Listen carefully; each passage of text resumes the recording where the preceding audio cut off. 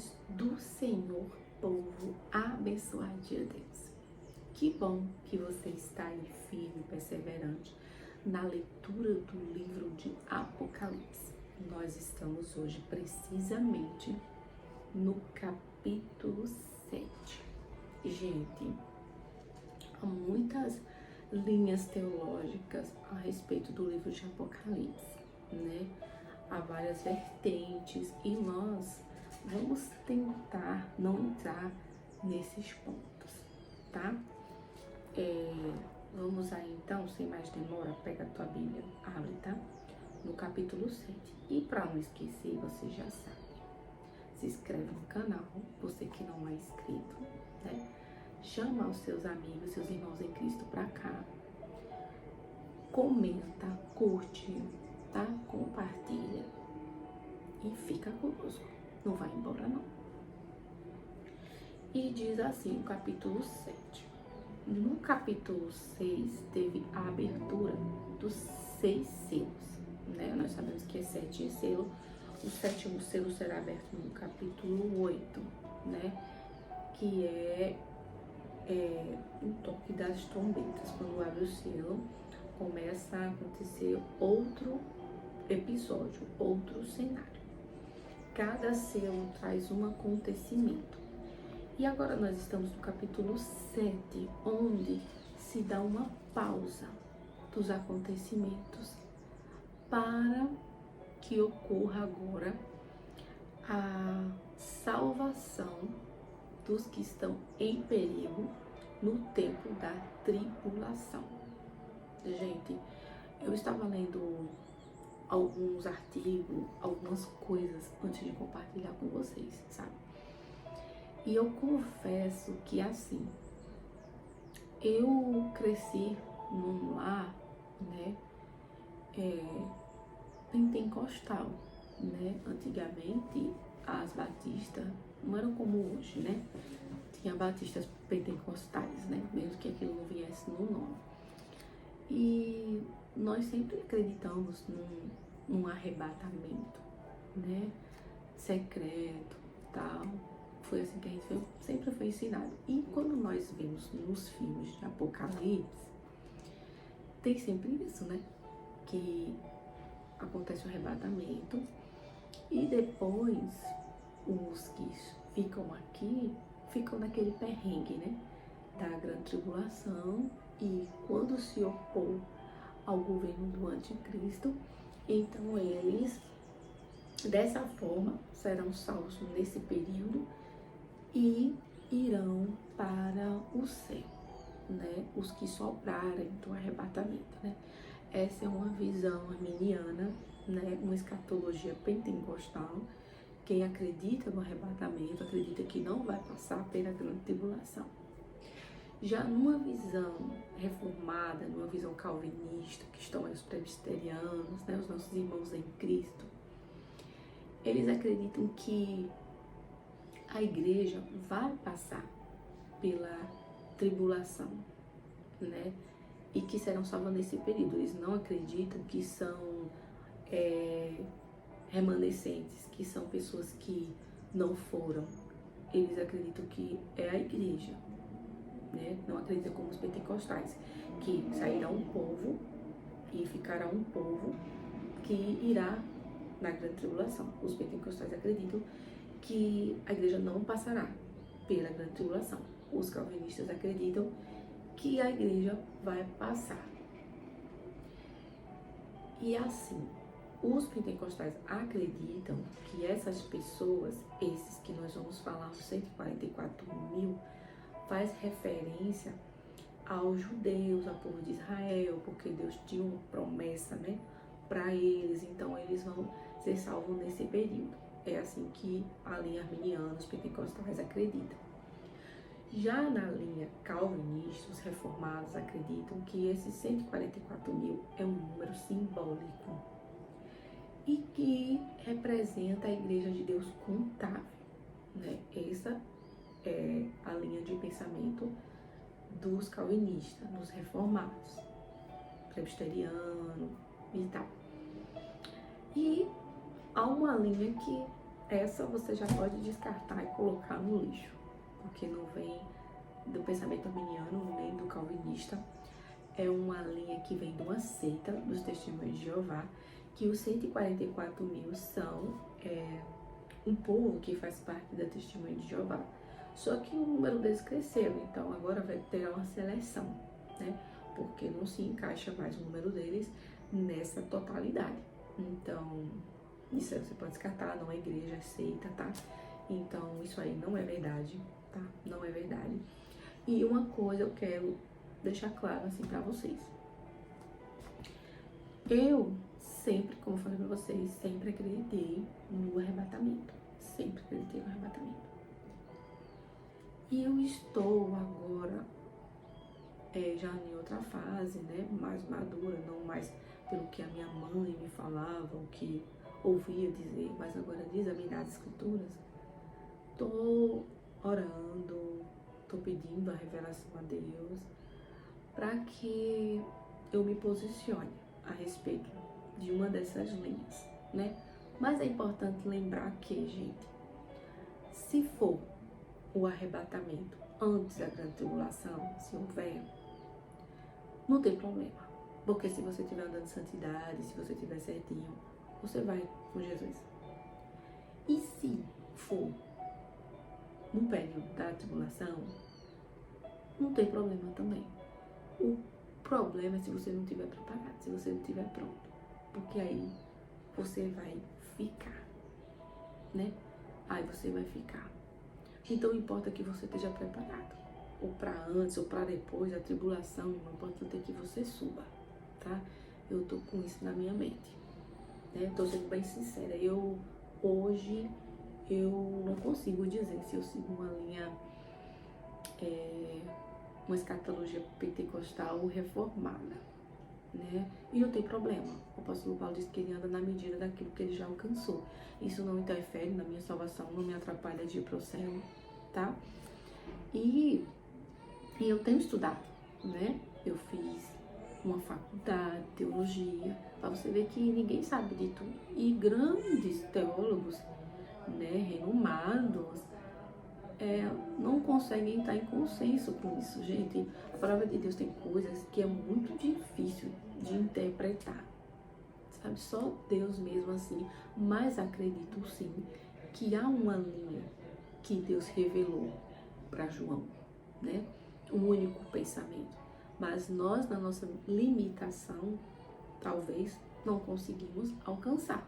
Mas há quem esteja convicto que haverá um arrebatamento antes da grande tribulação, né? Os pentecostais, assembleanos, os arminianos, e acredito que não vão passar. E aqueles que acreditam que vão passar.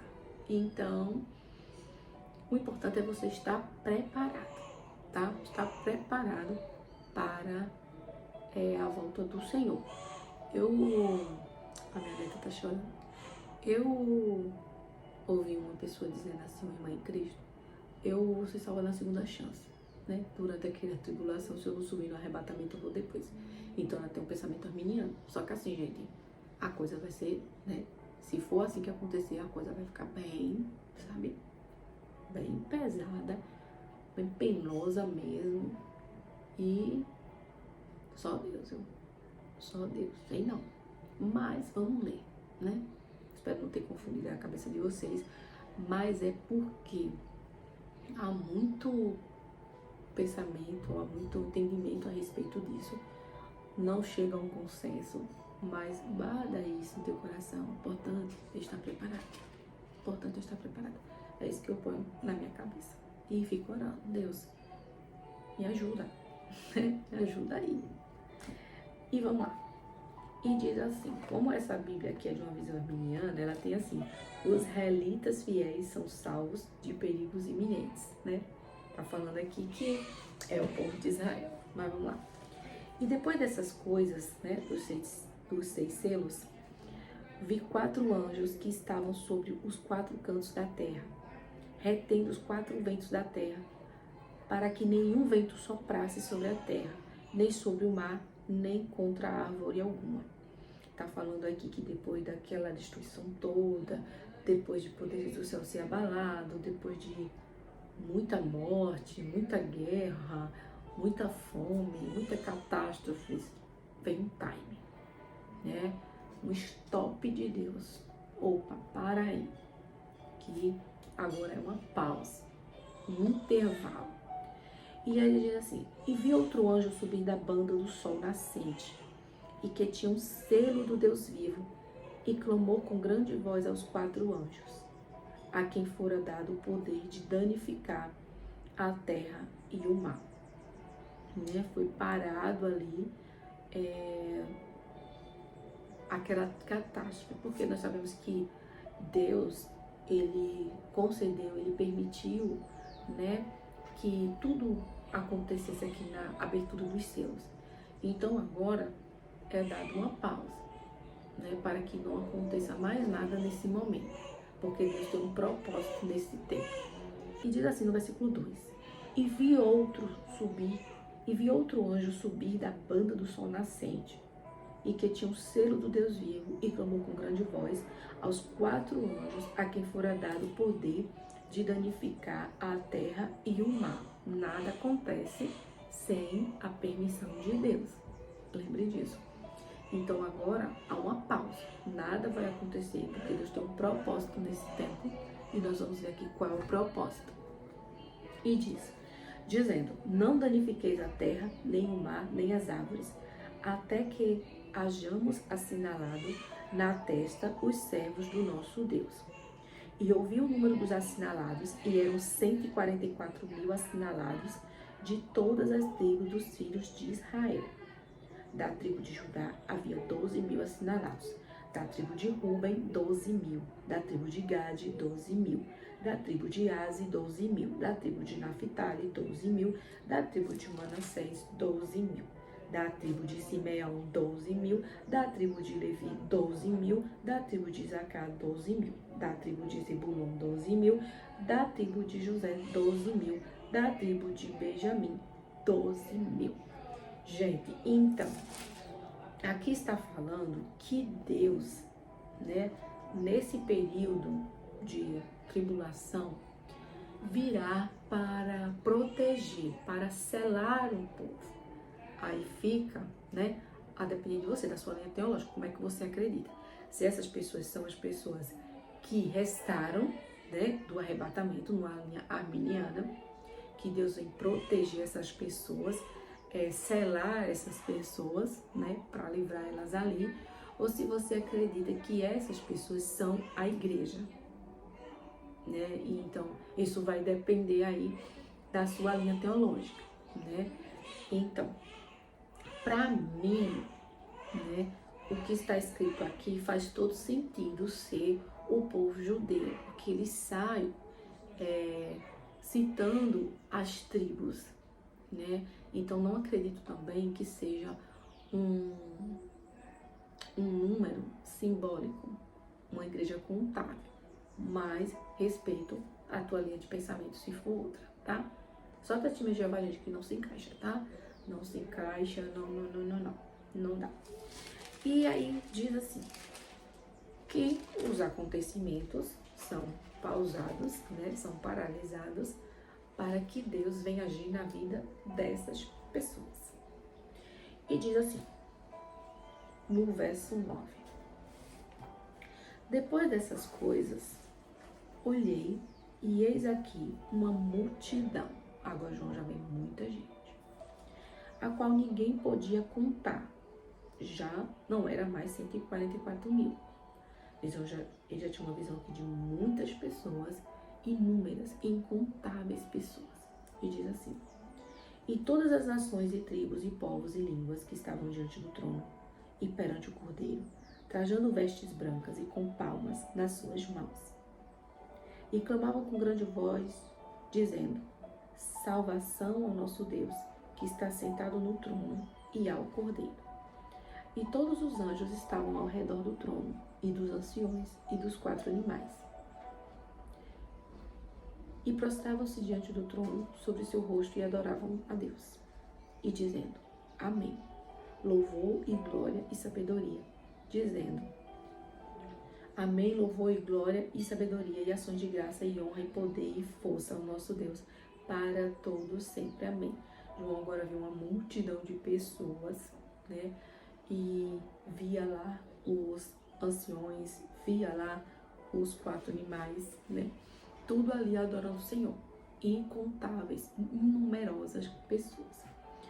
E diz assim, e um dos anciões, no verso 13, me falou dizendo, estes vestidos de vestes brancas, quem são e de onde vieram? No verso 14, e eu disse-lhe, Senhor, tu sabes. E ele me disse, estes são os que vieram da grande tribulação. Quem veio da grande tribulação? Para os arminianos, para os pentecostais, são o povo judeu, né? Que Deus o salvou nesse período por conta de uma promessa desfeita. Para os reformados calvinistas, é a igreja do Senhor, que é salva na tribulação. Tá, gente? É isso. E diz, por isso estão diante do trono de Deus e servem de dia e de noite no seu templo. E aquele que está assentado sobre o trono os cobrirá com a sua sombra. Nunca mais terá fome, nunca mais terá sede, nem sol, nem calma alguma cairá sobre eles. Porque o cordeiro que está no meio do trono as apacentará e lhes servirá de guia para as fontes das águas da vida, e Deus limpará de seus olhos toda lágrima. Essas pessoas que os pentecostais, arminianos acreditam que chegaram lá, né, o povo judeu, eles partirão como Marte, com muito sofrimento, mas quando chegar lá receberão um consolo. E a gente sabe que no céu não haverá mais dor, não haverá mais luta, não haverá mais sofrimento algum, né? Isso para todos. É um lugar de alegria, de paz, de descanso e de muita presença de Deus. E é para lá que nós esperamos ir, andando em santidade, adorando o Senhor em verdade, né? Quem adora o Senhor em verdade, adora de acordo com a vontade dele, não com as suas. Então, é sobre isso que o capítulo 7 está falando. Gente, eu não vou, como eu disse aqui, anular e nem favorecer linha teológica nenhuma, tá bom? Respeito também a sua posição. Nós somos irmãos, né? Eu gosto muito quando o pastor Hernandes fala isso, nossos irmãos em Cristo, nós somos igreja do Senhor. Então, o importante é isso. Seja durante, seja antes, que nós possamos subir com o nosso Senhor, né? Mas confesso que desde criança que me é dito, que é pregado, e nos filmes de Apocalipse a gente vê que o arrebatamento acontece e a coisa aqui embaixo, né, como se fosse uma segunda chance. Alguns acreditam assim, né? Mas é confortável pensar assim, é consolador que a igreja será tirada e não passará por esse tormento, né? Mas há uma linha que acredita que a igreja vai passar. Então, não sei, esteja preparado, é o que eu tenho para dizer, tá bom? Tô sendo muito sincera. Então, é isso. Fique na paz do Senhor e me diga aí nos comentários, qual é o seu posicionamento? O que você pensa a respeito disso? A igreja vai passar pela tribulação? Será salva na tribulação? Ou haverá um arrebatamento antes e a igreja não passará? Então, fiquem na paz do Senhor. Um forte abraço e tchau, tchau.